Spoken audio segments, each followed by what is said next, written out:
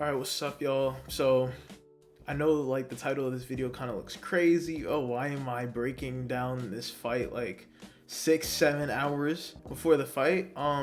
Today it was supposed to be a little different. I was supposed to be doing the vlog today, but I pulled up to the gym. You know, I called before. I was like, oh, am I allowed to record? Am I allowed to vlog? They were like, yeah, pull up. Pulled up. Coach was like, nah. I'm like, oh. So, I mean, I'm there already, and I just got some nice good work in. It's a beautiful gym. I loved it over there, but, you know. Oh, by the way, before I say, this is going to be a check for MMA community topics, and, yeah. Let's get right back into it.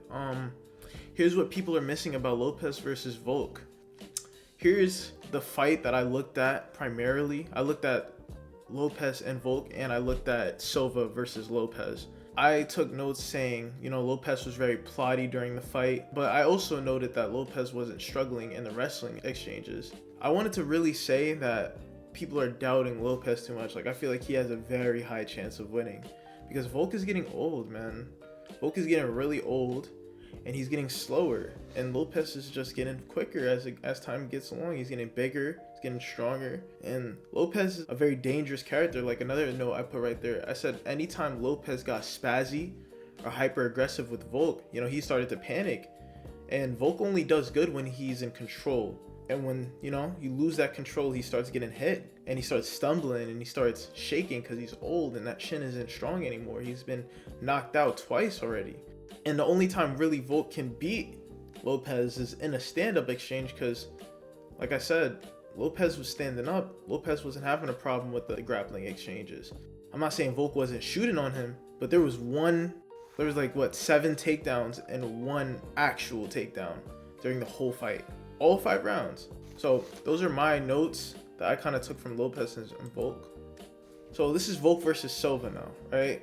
In the fight, I'm not going to say he's like extremely different. Like, he's so much more different that he's going to destroy Volk. But I'm saying like he had better foot movement. He's using the jab more. And it could be possible better improvement. You know, I don't like how open he is to leg kicks and how he's so like, his style is so heavy on exchanges. But he's still a very twitchy person.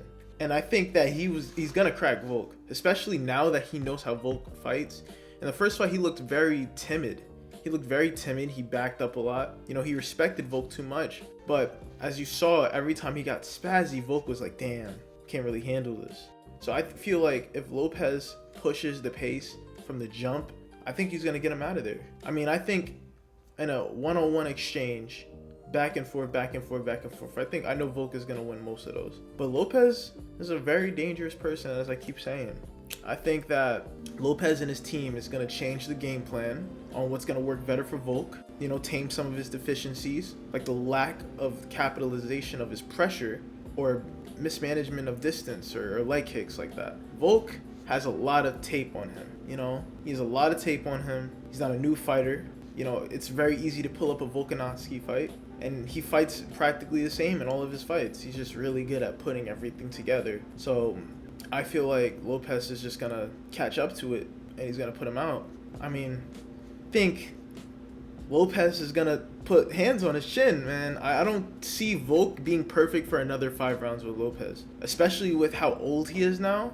And, you know, as time passes by, as old as you get more slower. And that's my prediction.